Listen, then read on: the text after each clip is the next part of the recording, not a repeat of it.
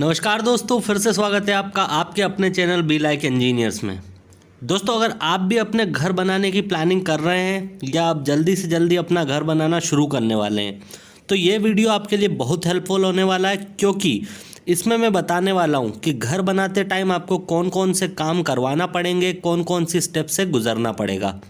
Step by step एक एक चीज़ बताऊँगा, ठीक है। पता वैसे सभी को होता है कि कैसे घर बनता है, कहीं पे देखा होगा, कहीं पे सुना होगा, लेकिन किस चीज़ को क्या कहते हैं, कौन सा काम किस स्टेप के बाद होगा, ये जानना आपके लिए बहुत ही ज़रूरी है। तो चलिए, अब आपका ज़्यादा समय नहीं लेते हुए सीधे वीडियो को शुरू करता हूँ और जानता हूँ कि एक हाउस कंस्ट्रक्शन में कौन कौन से स्टेप्स आते हैं। तो देखिए फ्रेंड्स, हाउस कंस्ट्रक्शन का जो सबसे पहला स्टेप होता है वो होता है साइट प्रिपरेशन एंड लेवलिंग। यानी कि जिस भी प्लॉट में, जिस भी ज़मीन पे आपका घर बनना है, पहले आपको देखना है कि वो लेवल में है या नहीं। अगर वो लेवल में नहीं है, मान लीजिए कि पहले से बहुत सारी वहाँ पे मिट्टी वगैरह पड़ी है, तो आपको पहले उस मिट्टी को हटवा के साइड में रख लेना है, ठीक है। कहीं दूर नहीं भेजना है उसको, क्योंकि वापस काम आएगी वो आपको। उसको साइड में कर लेना है और साइड को लेवल में कर लेना है। इसी के साथ साथ आपको क्या करना है कि आपको अपने इंजीनियर या आर्किटेक्ट के पास जाना है और उससे अपने घर के प्लान्स तैयार करवा लेना है, ड्राइंग्स तैयार करवा लेना है।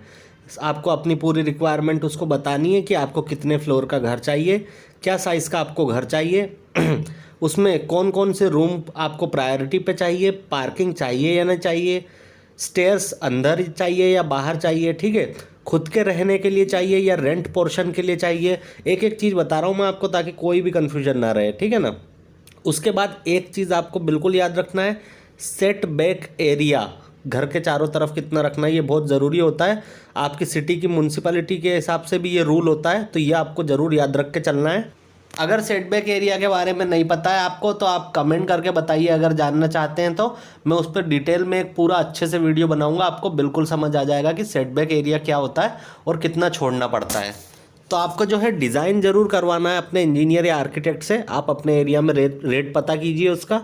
अगर आपको रेट ज़्यादा लग रहा है, कोई प्रॉब्लम है इसमें, तो आप हमसे भी कांटेक्ट कर सकते हैं। आपको आपके मार्केट रेट से लगभग आधे रेट में ये काम हो जाएगा, ठीक है। जैसे कि आपके यहाँ पे मैं बता देता हूँ, रेट लगभग पड़ेगा 10,000 से कम तो कहीं पे नहीं पड़ता है आजकल।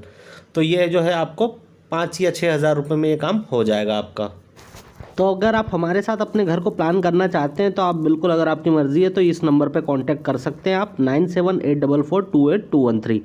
तो आपका जो प्लान वगैरह है वो यहाँ से पूरी आपको इन्फॉर्मेशन मिल जाएगी। फिर नेक्स्ट जो स्टेप आती है हाउस कंस्ट्रक्शन की, वो आती है एक्सकेवेशन एंड पीसीसी। यानी कि जब आपको आपका आर्किटेक्ट या इंजीनियर ड्राइंग देगा तो उसमें वो कॉलम की पोजीशन की ड्राइंग भी देगा आपको कि कहाँ कहाँ पे आपका कॉलम आना है। तो उस जगह पे आप क्या करवाएंगे कि इस तरह से गड्ढा करवाएंगे, ठीक है। गड्ढा करवाएंगे और उसके बाद उस गड्ढे की सफाई करके, देखिए आपको पिक्चर में नज़र आ रहा है, इस तरह से आप उसमें पीसीसी करवाएंगे। तो ये है फ्रेंड्स हमारे घर की कंस्ट्रक्शन का दूसरा स्टेप। उसके बाद बात आती है फ्रेंड्स फाउंडेशन की। तो थर्ड जो स्टेप है हमारा वो है फाउंडेशन। आपको इंजीनियर ड्राइंग देगा कि किस तरह की फाउंडेशन करना है, क्या साइज रखना है फाउंडेशन का, और गहराई भी वो आपको बता देगा। बाकी अगर आप सिर्फ ग्राउंड फ्लोर या फर्स्ट फ्लोर इतने तक ही घर बना रहे हैं तो ये चीज़ आपका कॉन्ट्रैक्टर खुद ही कर लेगा। आपको फिर ज़्यादा टेंशन लेने की ज़रूरत नहीं है, क्योंकि उनको भी अच्छा खासा एक्सपीरियंस होता है, वो बहुत ज़्यादा घर बना चुके होते हैं। बाकी ये बात है कि आपको कॉन्ट्रैक्टर अच्छा ढूंढना है।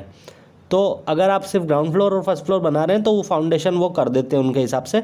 बाकी फिर भी आप चाहें तो इंजीनियर से आप इसका भी डिज़ाइन बनवा सकते हैं।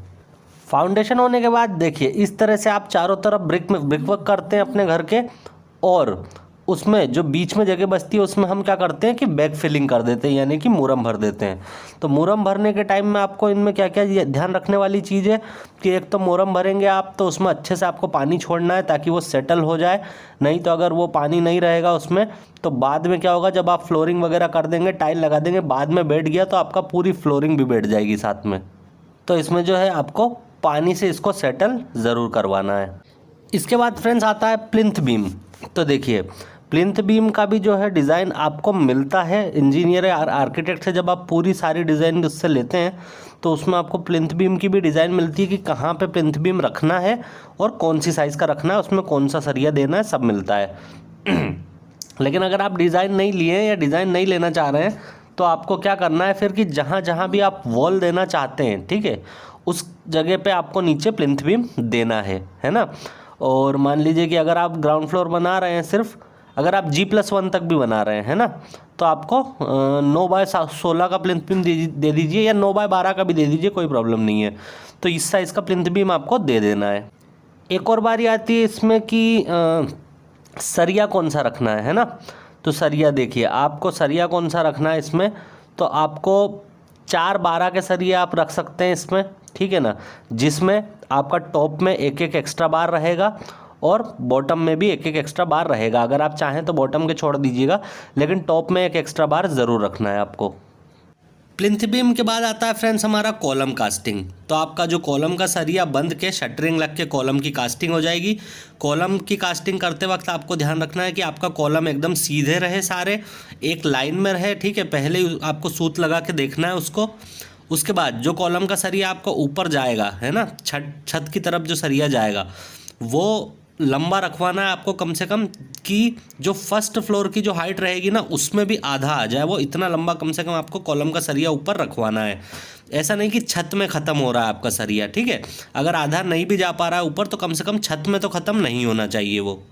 फिर आता है फ्रेंड्स हमारा ब्रिक वर्क, यानी कि जो आप चारों तरफ से दीवार बना के उसको अपना पैकिंग करेंगे, घर को पैक कर देंगे, तो वो ब्रिक वर्क होगा आपका। ब्रिक वर्क भी है जो आपको ध्यान रखना है कि इस लाइन में रहे, उसको साहोल से चेक करवाना है आपको। उसके बाद ब्रिक वर्क में और जो ध्यान रखने वाली बातें हैं उसके लिए मैंने अलग से एक वीडियो बना रखा है, आप प्लेलिस्ट है ब्रिक वर्क वाली, ठीक है, उसमें जाके देख सकते हैं, उसमें आपको ब्रिक वर्क की पूरी नॉलेज मिल जाएगी। फिर नेक्स्ट आता है friends lintel beams over doors and Windows, ठीक है। जब आप आपकी ब्रिक मशीनरी कंप्लीट करेंगे तो जहाँ जहाँ भी आपका डोर या विंडो आएंगे उसमें आपको इस तरह के बीम रखना होते हैं, जिनको हम बोलते हैं लिंटल बीम्स।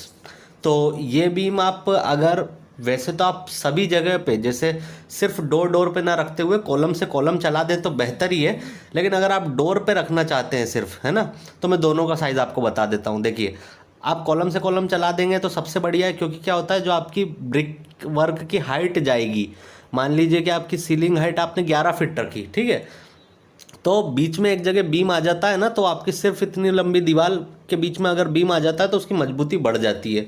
तो आपको क्या करना है कि 9x9 का बीम चला देना है। अगर आप कॉलम टू कॉलम चलाना चाह रहे हैं सभी जगह पे, तो 9x9 का बीम चला दीजिए, जिसमें आप ज़्यादा नहीं 4-10 mm के सरिये रख दीजिए, हो जाएगा आपका काम, ठीक है। उसके बाद अगर आप सिर्फ दरवाजे पे रखना चाहते हैं तो आप 9x4 इंच का बीम रख दीजिए, यानी कि 9 इंच उसकी चौड़ाई और 4 इंच मोटाई। फिर नेक्स्ट आता है फ्रेंड्स हमारा स्लैब कास्टिंग, यानी कि हम छत की ढलाई करेंगे। तो देखिए, छत की ढलाई में आपको क्या क्या ध्यान रखने वाली चीज़ें हैं, हालांकि ये बहुत लंबा टॉपिक हो जाता है, तो इसके बारे में आपको मोटी मोटी जानकारी दे दूंगा। बाकी ये जो टॉपिक मैं जितने भी आज बता रहा हूँ, इनमें से किसी पे भी आपको अगर डिटेल में पूरा इसी पे वीडियो चाहिए किसी भी टॉपिक पे, तो आप कमेंट करके ज़रूर बताइएगा, मैं अलग से उस पर वीडियो बनाऊँगा। तो देखिए, स्लैब में आपको सबसे पहले तो ध्यान रखना है, शटरिंग का लेवल चेक कर लेना है आपको, है ना। उसके बाद सरिया अच्छे से चेक कर लेना है कि जो दिया है वही बंधा है या कम बंध गया है उससे। उसके बाद जब आपकी ढलाई होगी तो आपको लेवल चेक करना है, फिनिशिंग अच्छे से होना चाहिए, ठीक है, नहीं तो आपका बाद में लीकेज वगैरह के चांस हो सकते हैं। और छत डलने के 24 घंटे बाद आपको उसकी तराई शुरू कर देना है, जो कि अगर सर्दियों का मौसम है तो आप 7 दिन तक कर लीजिए, दिन में 3 बार। और अगर गर्मियों का मौसम है, ज़्यादा गर्मी है, तो आप दिन में 3 बार करेंगे, 12 दिन तक करेंगे। लेकिन फिर बारी आती है फ्रेंड्स डोर और विंडो की जो फ्रेमिंग होती है, यानी कि हम फ्रेम्स लगाते हैं, चौखट जिसको बोलते हैं, वो लगाने की। तो देखिए, इसमें आपको क्या ध्यान रखना होता है, खास तो आपको ध्यान रखना है कि ये दीवार से फ्लश होना चाहिए आपके, बिल्कुल, है ना, टेढ़ी नहीं होना चाहिए आपको। वो साहोल कहीं कहीं पे गोला बोलते हैं जिसको, वो गिरा के देखना है कि बिल्कुल सीधी लगी हो। दूसरा, जो होल पास होते हैं वो अच्छे से जाम किए हैं कि नहीं किए हैं, ये भी आपको इसमें चेक करना होता है। नेक्स्ट बारी आती है इलेक्ट्रिकल और प्लम्बिंग वर्क्स की। तो देखिए, आपने देखा होगा जब भी आप घर का काम करवाते हैं तो इस तरह से झिरी काटते हैं दीवारों में, जिसमें बिजली के पाइप भी फिट होते हैं, उसके बॉक्स भी फिट होते हैं, और प्लम्बिंग वगैरह के जो वाटर सप्लाई की लाइन के पाइप होते हैं वो भी फिट होते हैं। तो ये काम करवाना होता है। इसमें आपको क्या क्या ध्यान रखना होता है, इसमें खास तो देखिए, आपको सबसे पहला तो आप खुद ही अगर मटेरियल खरीद रहे हैं तो अच्छा मटेरियल लेना है। अगर विद मटेरियल भी काम दे रखा है तो उसको कम चेक करना है कि मटेरियल ठीक ठाक आया है कि नहीं आया है, इस चीज़ में आपको अच्छा मटेरियल देख के लगवाना है। उसके बाद पाइप वगैरह का आपको खास ये ध्यान रखना है कि कोई भी डैमेज्ड पाइप वो ना लगाए, टूटा पाइप वो इसमें ना लगाए, ठीक है ना, कि काम चल जाएगा करके लगा देते हैं तो ना लगाए। दूसरा, पाइप दीवार के अंदर होना चाहिए हमेशा, बिल्कुल बाहर नहीं होना चाहिए, नहीं तो बाद में आपका प्लास्टर में क्रैक आ जाएगा। तो ये चीज़ इसमें ध्यान रखने वाली होती है। बाकी डिटेल में वीडियो चाहिए तो आप कमेंट करके बताइएगा, मैं बना दूंगा। नेक्स्ट बारी आती है फ्रेंड्स प्लास्टरिंग की। तो देखिए, प्लास्टरिंग करवाने में आपको वैसे सभी को ध्यान ही होगा, ये तो बहुत बेसिक सी बात है, लेकिन प्लास्टरिंग करवाने में आपको ध्यान रखना है क्या क्या, कि एक तो आपका जो प्लास्टर है वो देखिए, इसके हाथ में जो है उसको बोलते हैं फंटी, है ना, तो फंटी लगा के देखना है आपको कि आपका प्लास्टर बिल्कुल सीधा है या नहीं है।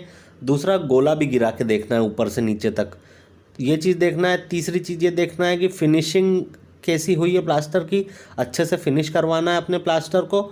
उसके बाद प्लास्टर करवाते टाइम पे आपको कोशिश करना है कि जितनी मतलब बारीक सेंड हो सके, महीन सेंड हो सके, वो यूज़ करना है आपको, ज़्यादा मोटी सेंड इसमें यूज़ नहीं करना है।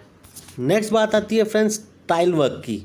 तो देखिए, टाइल वर्क करवाते में आपको क्या क्या याद रखना है। सबसे पहले कि टाइल अगर विद मटेरियल काम उसको दे रखा है तो टाइल जब लगाएंगे तो आपको बीच बीच में चेक करते रहना है कि कोई टूटी फूटी टाइल तो ना लगा दी, कि जिसका कोना वगैरह टूट रहा है, होगा उससे ज़्यादा कुछ नहीं, बेकार लगेगी आपको देखने में, और जब हम पूरा पैसा दे रहे हैं तो क्यों हम अधूरा काम लेंगे उनसे। तो सबसे पहले तो आपको ये देखना है। दूसरा, आपको ये देखना है कि जो टाइल वो लगा रहे हैं वो लेवल में लगी है या नहीं है, आपको लेवल चेक करना है उसका, लेवल पाइप से उनके पास जो होता है जिसमें पानी भर के चेक करते हैं, उससे लेवल चेक करवाना है।